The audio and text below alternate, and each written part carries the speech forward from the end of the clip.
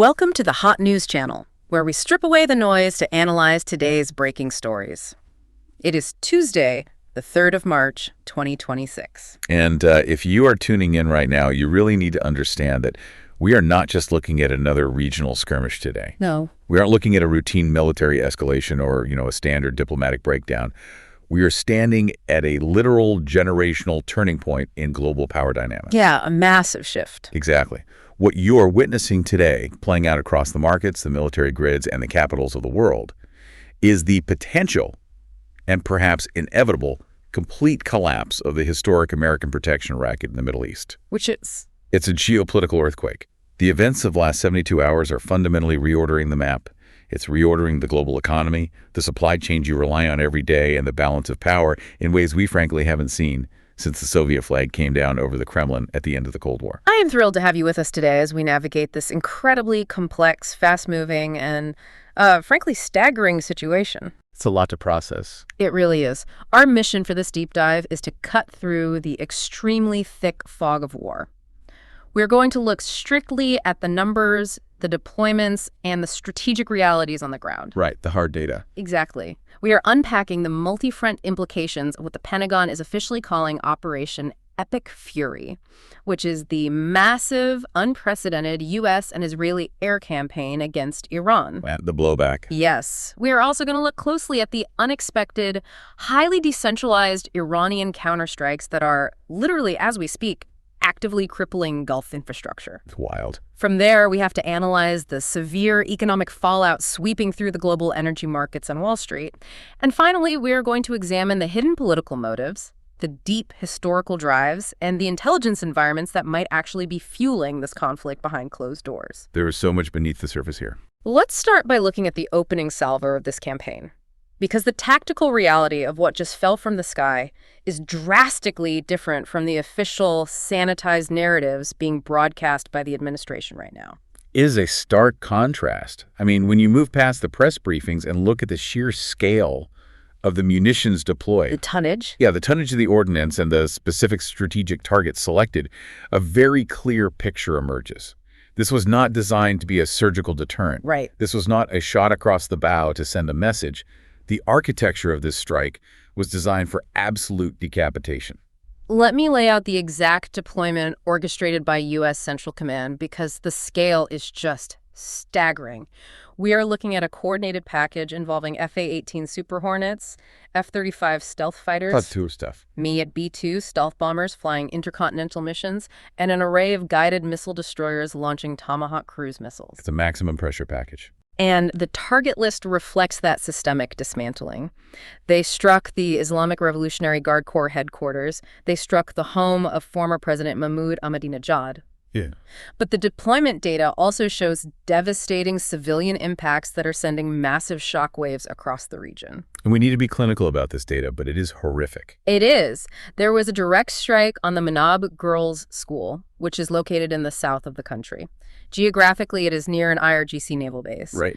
The reports we are reviewing confirm over 150 deaths at that school, and the vast majority are girls under the age of 13. Now, initial official claims suggested it might have been an Iranian air defense misfire. Yes, but independent structural analyses and regional broadcasts have confirmed this was indeed a U.S. or Israeli munition. It's an absolute tragedy. It is. However, from a purely strategic standpoint, the most geopolitically seismic event of this entire operation, the one that completely rewrites the rulebook, was the targeted assassination of the 86-year-old supreme leader, Ayatollah Ali Khamenei. We really need to pause and examine the gravity of that specific event. Please do. We are talking about the deliberate decapitation of a sovereign head of state. But Khamenei was not just a political president. He was the Velayat-e-Faqih. The highest religious authority. Exactly. The highest religious and political authority for millions of Shia Muslims worldwide. Assassinating a figure of this magnitude does not just remove a leader from a command bunker. It fundamentally alters the psychological, cultural, and strategic landscape of the entire Middle East. And he was killed at his private residence. Right. And the strike also took the lives of his daughter, his son-in-law, his daughter-in-law, and his 10-month-old granddaughter. And there is a detail regarding the supreme leader's death that I find fascinating, and I think it speaks volumes about the psychological warfare at play here. The bunker detail. Yes. According to the internal reports we've reviewed, Khamenei was fully aware of the imminent threat. He had the opportunity to relocate to a hardened subterranean bunker. Which is standard protocol. Exactly. But he explicitly chose to stay in his home. He reportedly stated to his inner circle that he would not take advantage of privileges or security measures that normal Iranian citizens lacked. Wow. He was, practically speaking, inviting martyrdom. Which is a crucial cultural element that Western military planners often deeply, deeply misunderstand. How so? By remaining in his home with his family, knowing the bombs were coming, he ensured that his death would be viewed not as the cowardly defeat of a fleeing dictator hiding in a hole. Like Saddam Hussein. Right, exactly like that. Right. Instead, it's viewed as the ultimate sacrifice of a religious leader standing with his people. You have to understand that in the Shia religious tradition, martyrdom holds immense, almost gravitational power. It's foundational. Yes. Yeah. It echoes the historical martyrdom of Imam Hussein at the Battle of Karbala, which is the foundational narrative of Shia Islam. By striking his home and his family, the coalition forces may have inadvertently guaranteed the exact opposite of their intended strategic goal. Because they wanted the Iranian people to rise up against the state. Precisely. Instead of shattering their morale and sparking a revolution, the raw footage from the streets of Tehran shows massive crowds, hundreds of thousands of people rallying in furious support of the government. Which brings us to a massive point of friction in the official narrative we're hearing from Washington. The timeline. Yeah.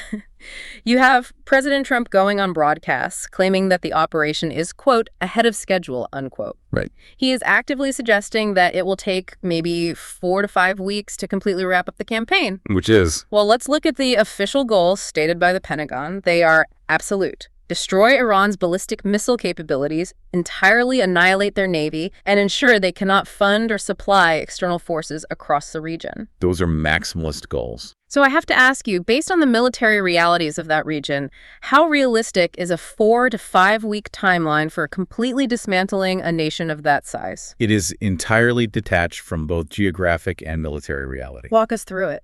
If you look at the assessment by military analyst Daniel Davis, the arithmetic simply does not add up, and the historical comparisons make it even clearer.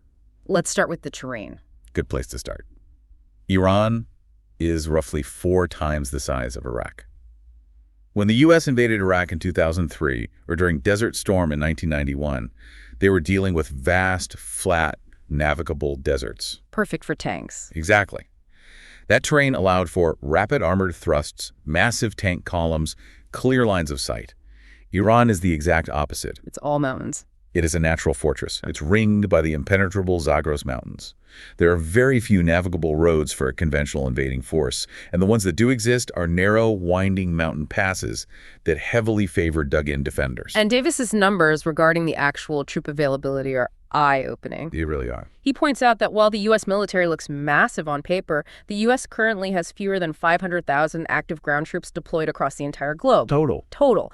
But when you strip away the logistics personnel, the administrative roles, the mechanic... the massive supply chain network you need to sustain a modern army. Right. When you take all that away, you are left with only about 100,000 to 115,000 actual warfighters. The infantry, the armor crews, the artillerymen. To put that in perspective for you, in 2003, it took a massive coalition force of hundreds of thousands of troops to invade a much smaller, geographically flatter, and militarily weakened Iraq that had been under sanctions for a decade. Right. To conquer, pacify, and occupy a mountainous nation of nearly 90 million people who are currently rallying around the flag of a martyred leader, yeah, you would need a conventional force multiple times larger than the entire active-duty U.S. fighting force. Therefore, a ground invasion is physically impossible. So they have to rely on air power. Exclusively. Yeah. Bombing infrastructure from the sky and hoping the government naturally collapses inward. But if we look at the history of modern warfare, air power alone rarely forces a sovereign nation to capitulate. Almost never. We saw it in Vietnam with Operation Rolling Thunder. We saw it in the blitz over London in World War II. We see it with the ongoing campaigns in Gaza. You can reduce a city's surface infrastructure to rubble. You can destroy bridges and power plants, but it doesn't automatically break the will of the people. Right. And it certainly doesn't eradicate a military apparatus when that infrastructure is buried deep underground in heavily fortified, self-sustaining mountain bunker complexes, which Iran has spent the last 40 years building. Which highlights a critical, almost schizophrenic divergence in the core objectives of the coalition itself. How so? If you read the geopolitical analysis by researcher Anel Shalin, she points out that there are two very different desired end states operating simultaneously here. Okay, lay them out. On one side, President Trump appears to be looking for a quick Venezuela-style victory lap. He wants a rapid decapitation strike that destabilizes the top layer of leadership, allowing a more compliant, U.S.-friendly figurehead to take over. So he can declare victory and leave. Exactly. Declare a historic win and bring the aircraft carriers home without getting bogged down in a protracted quagmire. But the other side? The other side is Israeli Prime Minister Benjamin Netanyahu. He desires something completely different. He is seeking the total, systemic collapse of the Iranian regime. Total dismantling. The complete dismantling of the state apparatus, regardless of the immense regional instability, refugee crises, or geopolitical chaos that would inevitably follow. So we have a maximalist military objective being pursued with a minimalist ground presence, relying entirely on the fragile hope that the Iranian populace will rise up and overthrow a government that they are currently pouring into the streets to defend. Exactly. It means we have entered a highly dangerous, unpredictable phase of the conflict. If the primary plan, rapid regime collapse induced by airstrikes, fails to materialize in that 4 to 5 week window, there is no realistic plan B that doesn't involve a long, grinding, and economically devastating regional war of attrition. And that reality of a war of attrition is already manifesting because Operation Epic Fury has not occurred in a vacuum. It has triggered a massive, highly decentralized retaliation. The region is on fire. The Middle East is quite literally catching fire. The data on the Iranian ballistic missile and drone retaliation is jaw-dropping, and frankly, it is challenging decades of established military doctrine. It really is. First, we have the incredibly alarming report of 3 U.S. F-15 fighter jets being shot down over Kuwait. Right. Now, CNTCOM is officially stating that this was an incident of friendly fire by Kuwaiti air defenses. However, Iranian military channels are actively claiming responsibility for tracking and downing the jets. The only silver lining in that particular data point is that all 6 American crew members safely ejected and were recovered. But we have to analyze that friendly fire claim critically because the implications of either scenario are deeply troubling. Break that down. Well, in the chaotic fog of war, friendly fire absolutely happens. Systems misidentify targets. But 3 separate multi-million-dollar F-15 At the same time. These are aircraft known for their historically undefeated air-to-air combat records and advanced avionics. Shot down simultaneously by an allied nation's sophisticated air defense grid, it strains credulity. The IFF systems? Right. The identify friend or foe systems would have to suffer a catastrophic systemic failure. So what's the alternative? Whether it was an unprecedented breakdown of coalition coordination, or whether it was an accurate, technologically advanced Iranian strike that bypassed countermeasures, the strategic result remains exactly the same. A massive loss. A severe loss of highly advanced, difficult-to-replace American air assets within the first 72 hours of the conflict. And the retaliation is not limited to the airspace. They are hitting the ground game hard. A U.S. military base in Kuwait was struck, resulting in 3 American troops killed and 1 seriously injured. They also launched munitions at the Al Udeid Air Base in Doha, Qatar. For context, for those listening, Al Udeid isn't just an airstrip. It is the massive, sprawling nerve center for U.S. Central Command in the entire region. It's the logistical heart of American force projection. Exactly. But the strikes that are generating the most panic globally are the civilian and economic targets in the United Arab Emirates and Bahrain. A luxury hotel and the highly populated affluent area around the Burj Khalifa in Dubai were set ablaze by drone strikes. That imagery is everywhere. We are tracking reports of massive airport evacuations, panic in the terminals, with wealthy expatriates, corporate executives, and influencers frantically scrambling to charter private jets out of Saudi Arabia. I saw reports of seats going for incredible amounts. Upwards of $350,000 for a single seat. Unbelievable. They even managed to strike a British military base all the way in Cyprus with a long-range drone, and a high-rise commercial building in Bahrain was hit by a kamikaze drone. What is genuinely fascinating here, and terrifying for defense planners, is the absolute asymmetry of this modern warfare. The cost difference. Yes. The United States and Israel are utilizing some of the most expensive, highly advanced military technology ever conceived by human engineering. Interceptor missiles for systems like the Patriot batteries or the Iron Dome cost millions of dollars per single shot. Millions. Millions. Iran, conversely, is utilizing swarms of incredibly cheap, mass-produced, low-flying drones. We are talking about loitering munitions that cost somewhere between $30,000 and $50,000 each to manufacture. Wait, let me make sure I'm getting this right. You have a scenario where the coalition is firing a $3 million missile to shoot down a $30,000 drone. Yes. How is that mathematically sustainable? It isn't. And that is exactly the point. It is the deliberate, calculated strategy of exhaustion. By launching massive synchronized salvos of these cheap drones, Iran forces the U.S. and its regional allies to rapidly deplete their highly limited, profoundly expensive interceptor stockpiles. You can build 100 drones for the cost of one Patriot missile. Exactly. And once those defensive magazines inevitably run dry, because you simply cannot manufacture interceptors as fast as they can launch drones, the airspace is open. And that's when the heavy stuff comes in. That is when the more advanced, heavier Iranian ballistic missiles can penetrate the defense grid unhindered. We're watching the theoretical limits of Western air defense systems being tested to their breaking point in real time. But let me play devil's advocate here for a second. From a diplomatic standpoint, is Iran making a massive strategic error by aggressively alienating its Gulf neighbors? It's a fair question. By striking the UAE, Saudi Arabia, Qatar, and Bahrain, aren't they just unifying the entire Sunni Arab world against them and giving the United States the perfect, unassailable justification to build a massive global coalition to destroy them? It's a very logical question to ask. But if we look at the analysis provided by international relations scholars Eskandar Sadeghi and Mohammad Marandi, the answer is a resounding no. Why not? Because this is a highly calculated, deeply pragmatic move. Iran's military structure is intentionally designed to be hydra-headed and decentralized. They have spent decades planning for the exact scenario of a U.S. decapitation strike. So they expected Central Command to go down. They planned for it. When central communications in Tehran are severed, localized regional commanders have standing orders, basically a dead-hand protocol to initiate pre-planned retaliatory strikes. They don't need to wait for a phone call from the capital that may never come. So it's an automated, localized revenge mechanism. Exactly. And the targeting of the Gulf states serves a very specific, devastating dual purpose. What's the first? First, by hitting nations that host U.S. military bases, Iran is loudly, violently delivering a clear message.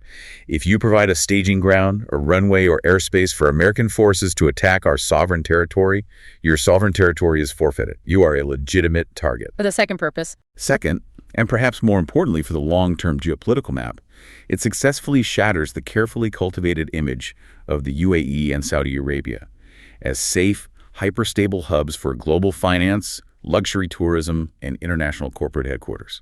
That makes a lot of sense. So by setting a luxury hotel near the Burj Khalifa on fire, they aren't just destroying glass and steel, they're destroying Dubai's entire brand. Yes. They are destroying the illusion of an untouchable financial oasis. Precisely. Dubai's entire economic model relies on the perception of absolute safety for foreign capital.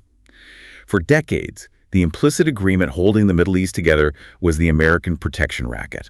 Explain that dynamic for a second. Gulf nations agreed to price their oil exclusively in U.S. dollars. That's the foundation of the petrodollar system. Yeah. And they host massive U.S. military bases. In exchange, the U.S. military guaranteed their absolute security against regional threats. But the drones are breaking that promise. The Iranian drone strikes are proving, live on a global stage, that the United States can no longer protect its allies from cheap, asymmetric drone swarms. Saudi Arabia is reportedly furious behind closed doors. I bet. They're watching their infrastructure burn, feeling completely abandoned by the American defense umbrella. They are realizing that the coalition's priorities are focused entirely on protecting Israel and striking Iran, leaving the Gulf states exposed to the blowback. And as we discuss these strikes, I want to be clear that we are looking at this data strictly as analysts. The loss of civilian life, whether we are talking about the 150 young girls at the school in Minab, the casualties in Israel, or the victims in the Gulf high-rises is an absolute tragedy. Without a doubt. The reality of war is brutal. Our role here is to clinically map out the strategic realities of the data we possess to understand how the board is moving. And the most urgent reality on that board right now is that the conflict has immediately spiraled out of the initial military containment zone. It has bled directly into the global markets. Because when the Gulf catches fire, the global economy burns with it. Let's examine that economic earthquake, because the numbers we are seeing on the trading floors are staggering. Brent crude oil is pushing aggressively past $70 a barrel, gapping up to $80, and the futures markets are violently suggesting we are heading straight for $100 a barrel or higher. The market is panicking. And the Strait of Hormuz, which is arguably the single most critical maritime choke point for global energy, is essentially paused. War risk insurers at Lloyd's of London and elsewhere are submitting flat-out cancellation notices for commercial vessels attempting to transit the strait. They won't cover them. The insurance premiums are just too high to justify the voyage. The prices for global shipping have skyrocketed by 50% almost overnight. To put the Strait of Hormuz into perspective for you, we are talking about a narrow channel of water, only about 21 miles wide at its narrowest point. Yet, roughly 20 to 30% of the world's total daily oil consumption passes through that specific bottleneck. That is massive. When the Strait of Hormuz freezes due to the threat of anti-ship missiles or sea mines, the heartbeat of the global industrial economy literally skips. Yeah. You are looking at immediate cascading supply chain failures across Europe and Asia. And it's not just the transit of oil that is threatened, right? It's the actual production and refinement. Okay. Qatar, which is one of the world's largest suppliers of liquid natural gas, or LNG, has completely halted its production. Right. A massive Saudi Aramco refinery located at Ras Tanura, which boasts a processing capacity of 500,000 barrels per day, was entirely shut down due to proximity strikes. The supply shock is real. And as institutional investors panic at the prospect of a protracted energy crisis, the flight to safety assets is unprecedented. Gold is surging violently towards $6,000 an ounce. Silver is pushing toward $200. Incredible numbers. When you see precious metals move like that, those are numbers that indicate deep systemic panic among the financial elite regarding the fundamental stability of fiat currencies. Which raises a profoundly uncomfortable question. Amidst this chaotic economic destruction, amidst the pain everyday people will feel at the gas pump at the grocery store, who actually benefits? All of the money. Always. If we examine the economic analysis by geopolitical researcher Patrick Henningsen, a very clear, highly consolidated picture emerges. The new political power base driving these macro decisions isn't necessarily the everyday voter. Who is it?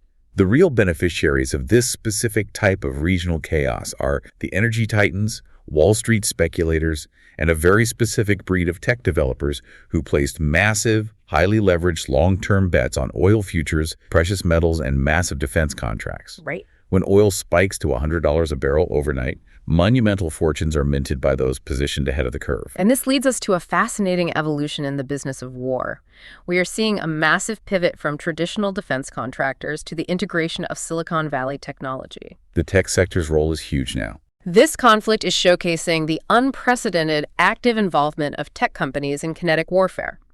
We are looking at companies like Palantir, run by Alex Karp, heavily integrated into battlefield data analysis. Yeah. We are looking at Anduril, founded by Palmer Luckey, a company that recently hit a staggering $60 billion valuation, and they are actively deploying autonomous weapons systems and sensor grids. It's a new era. We are even seeing foundational AI companies like Anthropic getting pulled into the defense sphere to optimize military logistics and intelligence. And according to the analysis by tech business analyst Scott Galloway, we are witnessing a rapid, largely unregulated shift toward what he terms a corporatocracy. The corporatocracy. Yeah. We have entered an era where Silicon Valley doesn't just make consumer apps or search engines. They're openly supplying the Department of Defense with highly advanced autonomous targeting algorithms and machine learning systems designed for lethal application. So we are talking about AI systems literally interpreting satellite data, identifying targets, and directing the kill chain. Exactly. And the most concerning aspect of Galloway's analysis is that they're doing this without the traditional, albeit imperfect, democratic ethical guardrails that used to govern military procurement. Because they're private companies moving fast. Right. When you fuse the relentless profit motive and growth expectations of a $60 billion tech startup with the endless, multi-trillion-dollar budgetary void of a major regional war, the financial incentives align toward perpetuating and expanding the conflict, not resolving it. The longer the war, the more they make. Galloway suggests that these tech titans view the Middle East not just as a geopolitical battlefield, but as a live-fire testing laboratory. It is the ultimate high-stakes showcase for their next-generation autonomous weapons, proving their efficacy to future buyers and maximizing their shareholder value. It is a perfect storm of profit and conflict. We have an economic reality where a protracted, messy war drives up the price of oil, enriching the energy sector, while simultaneously driving massive blank-check government contracts to tech companies supplying the AI to fight the war. The incentives for peace are fundamentally broken. They really are, and that brings us to the intelligence that actually sparked this conflagration. We need to look at the fog of war, the diplomatic timeline, and the deeply unsettling theories surrounding the actual timing of Operation Epic Fury. And in geopolitics, especially when discussing preemptive strikes, timing is absolutely everything. Exactly. And there is a massive chronological discrepancy in the data that we need to address. The massive air campaign was launched almost immediately after the Omani foreign minister publicly reported that a historic, generation-defining peace deal was essentially locked in. This is the part that's blowing my mind. The Omanis had been acting as the primary mediator, shuttling quietly between Jared Kushner, representing the U.S. administration, and Ali Bagheri Khani and Abbas Araki, representing the Iranian government. Right. The diplomatic reports were crystal clear. A deal was, quote, within reach, unquote, where Iran fundamentally agreed to zero enriched uranium. They were allegedly willing to completely cap their nuclear ambitions in exchange for sanctions relief. Which forces any objective analyst to ask a very simple question.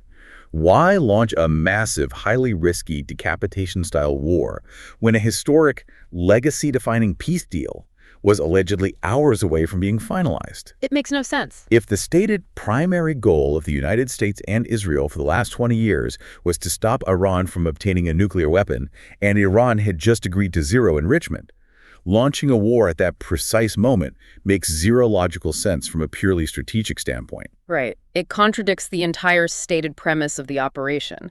So we have to look at the analysis provided by intelligence veterans Ray McGovern and John Kiriakou. Both are former CIA analysts. They know how this works. They do. They directly compare the current intelligence environment surrounding this Iran strike to the fabricated weapons of mass destruction claims that led to the disastrous invasion of Iraq in 2003. Their analysis is highly critical and deeply sourced in historical precedent.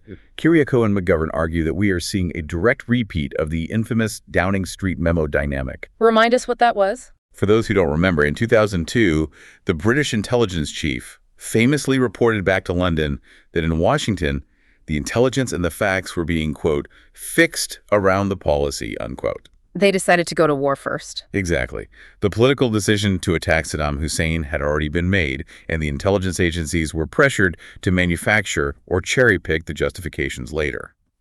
McGovern argues that the intelligence regarding an imminent threat from Iran in 2026 was similarly fixed to justify a strike that the political leadership had already decided to execute. Completely ignoring the diplomatic breakthrough achieved by the Omanis. Because peace was no longer the desired outcome. But if the intelligence was fixed, what was the actual motivation for the policy? Why the sudden, desperate urgency to launch right now? That's the real question. Here is where we have to introduce one of the most explosive theories currently circulating in the global broadcasts. It's colloquially being referred to as Operation Epstein Fury. The distraction theory. Yes.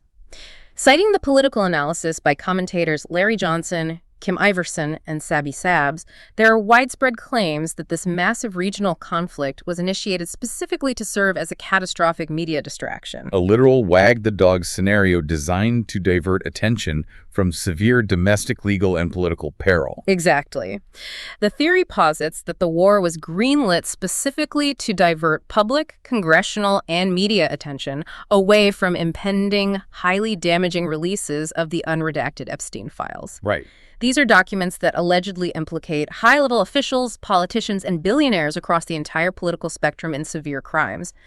But I have to ask you, as an analyst, does this hold water? It's a huge claim. Initiating a massive multi-front war involving ballistic missiles and global economic disruption just to cover up a domestic scandal, it sounds like a Hollywood script. Is there actually historical precedent for a distraction of this magnitude? It is a vital question. We must remain completely objective in examining this. Historically, yes, administrations have absolutely used limited kinetic action to distract from domestic scandal. Like when? Think of Operation Infinite Reach in 1998, when cruise missiles were fired into Sudan and Afghanistan at the height of the Lewinsky scandal. Right. However, the timing of these current strikes coinciding perfectly with the massive public pressure to release the unredacted files is highly suspicious and provides incredibly fertile ground for these distraction theories. But as analysts, we cannot view this in a vacuum. There are other factors. We must also weigh this against the deeply entrenched, decades-old geopolitical motives that long predate the current domestic scandals in Washington. If we look at the historical analysis surrounding Israeli Prime Minister Benjamin Netanyahu, he has explicitly stated and demonstrated that he has sought this specific war for 40 years. 40 years of waiting, planning, and lobbying for the right moment. Precisely. This goes back to the Begin Doctrine. That's the Israeli policy of preemptive strikes to deny any regional adversary weapons of mass destruction. Yeah. For decades, through multiple administrations, Netanyahu has viewed Iran not just as an adversary, but as the ultimate existential threat to the state of Israel and the primary immovable obstacle to total Israeli hegemony in the Middle East. He has consistently, relentlessly lobbied American presidents, from Clinton to Bush to Obama to Trump, to take decisive military action against Iran. So it's not just a spontaneous distraction. Right. So while the Epstein Fury theory suggests a spontaneous panic distraction orchestrated for domestic political survival in the U.S., the alternate, highly credible perspective is that Netanyahu successfully leveraged his immense influence over the U.S. administration to finally execute a multi-decade strategic vision, using whatever intelligence was available as a convenient, timely pretext. It is the ultimate convergence of interests. You have a U.S. administration potentially seeking a massive media distraction and a quick foreign policy victory to bolster approval ratings, perfectly aligning with an allied leader who has spent his entire career preparing to dismantle his greatest regional rival. Exactly. When those incentives align, the diplomatic off-ramps like the Omani peace deal are simply bulldozed. Weighing these conflicting motives is crucial to understanding how wars of this magnitude are truly born in the modern era. They are rarely about the stated justifications. And the tragedy of wars born from political convenience or long-standing obsession is that once they are initiated, they rarely stay contained to the original blueprint. A containment fails. The vacuum created by these decapitation strikes is already pulling in the world's actual heavyweight superpowers. Which brings us to the geopolitical realignment. The broader vacuum and the terrifying prospect of the Samson option. Let's get into it. First, let's look at the Iranian succession plan, because the idea that killing Khamenei would result in a chaotic, immediate collapse of the state simply hasn't materialized. It didn't happen. The state apparatus survived. Ali Larijani, the deeply experienced secretary of the Supreme National Security Council, has firmly taken charge. And the data regarding Larijani's recent diplomatic movements is absolutely critical to understand where this war is heading. This is key. On February 1st, just weeks before this war began, Larijani visited Moscow for a 2-hour face-to-face meeting with Russian President Vladimir Putin. Immediately following that summit, he held extensive meetings at the Chinese embassy. This is not a coincidence, and it changes the entire calculus of the conflict. If we connect this to the macro geopolitical picture, Larijani is perhaps the primary architect of Iran's strategic pivot to the east. He's the bridge. He is the bridge to the BRICS nations. Furthermore, the diplomatic data shows that Iran and Russia finalized a comprehensive mutual defense treaty on January 17, 2025. So we are not just looking at an isolated, contained conflict between the U.S., Israel, and Iran anymore. This is a tripwire. Exactly. This has rapidly evolved into a grand global proxy war that is actively testing the absolute limits of American power against the newly solidified Russia-China bloc. And Larijani's meetings? When Larijani met with Putin, it is highly probable they were coordinating exactly how to respond to the decapitation scenario we are living through right now. From a strategic standpoint, Russia views Iran as its soft underbelly, a vital buffer state. So they can't let it fall. They simply cannot allow the Iranian state to collapse and be replaced by a pro-Western government or a chaotic vacuum that could bleed extremism into the Caucasus. and China relies heavily on Iranian energy exports to fuel its industrial base. Neither Moscow nor Beijing can afford to let Tehran fall. And the rest of the world is watching this unipolar dynamic fracture. The global south is making its position aggressively known. Nations like Brazil are openly and forcefully condemning the U.S. and Israeli strikes, calling them blatant violations of international law and acts of unprovoked aggression. Meanwhile, European leaders, like the UK's Prime Minister Keir Starmer, are rigidly towing the U.S. line, defending the strikes in Parliament despite massive, growing, and highly disruptive domestic protests from their own citizens. The world is splitting. We are seeing a hard, visible fracturing of the global order. It is the accelerated, violent death of the unipolar world order that the U.S. has enjoyed since 1991. The United States is projecting massive military force, but the resilience of the hydra-headed Iranian military, backed implicitly by Russian and Chinese diplomatic, economic, and potentially logistical support, is demonstrating the hard limits of that American force. But I need to ask the most terrifying question of this entire deep dive. We've talked about the economic attrition, the drone swarms, the geopolitical chess. But what happens if the sheer overwhelming volume of Iranian ballistic missiles eventually exhausts the interceptors? This is the dark scenario. What happens if Israel's Iron Dome and David Sling systems fail completely under the weight of thousands of incoming projectiles, and major Israeli population centers, Tel Aviv, Haifa, face existential obliteration? This raises an intensely dark, profoundly important question. And we must approach it with absolute solemnity.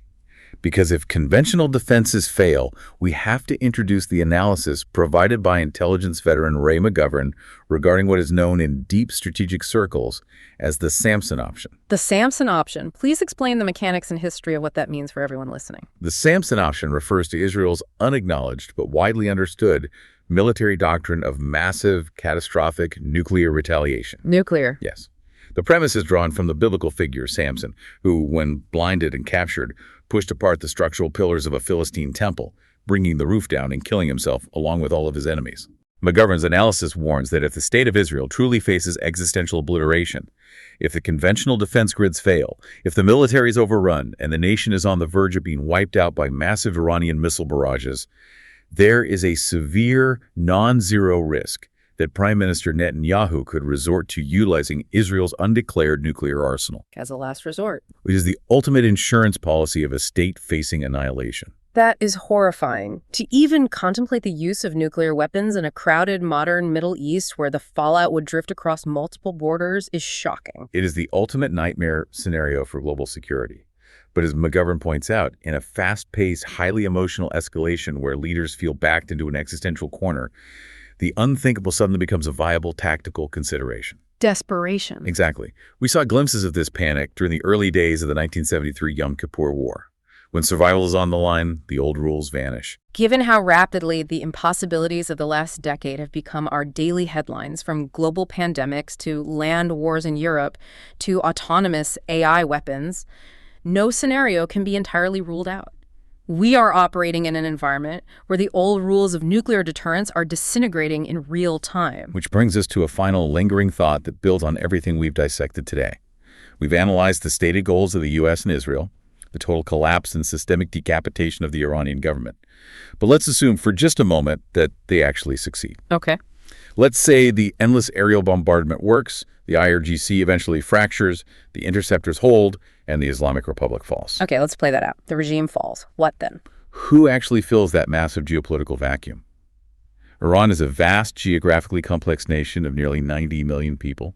It possesses a massive, heavily armed military apparatus. If the central state collapses, you do not get a neat, tidy, Jeffersonian democracy spontaneously blooming in the desert. You get a catastrophic, violent fracturing. Look at what happened in Iraq after 2003, but multiply the size and population by 4. The scale is unimaginable. Will the resulting refugee crisis, which would dwarf the Syrian crisis and destabilize Europe entirely, combined with millions of square miles of ungoverned mountainous territory, simply birth a new, uncontrollable, hyper-violent network of extremism? A new terror network. A heavily armed network that stretches unbroken from the Mediterranean Sea all the way to the borders of China. If that happens, does this maximum pressure war ultimately make the West far less secure than it was just a week ago? That is the multi-trillion-dollar question that no one in Washington seems to be answering or perhaps even asking. Let's summarize the one critical thing you need to remember as you watch the news for the rest of the week. Operation Epic Fury was sold to the public as a quick, clean surgical intervention. But the actual data we've reviewed today proves it has already triggered a protracted, highly decentralized, and incredibly dangerous war. It really has. It is a war that is violently reordering the global economy, shattering the long-held illusion of impenetrable Western air defense, and testing the absolute limits of American military supremacy on a rapidly changing world stage. If you found this analysis valuable, hit the plus or follow button on your podcast app and give us a like. Subscribe to the Hot News channel for more deep dives. Until we meet again, goodbye.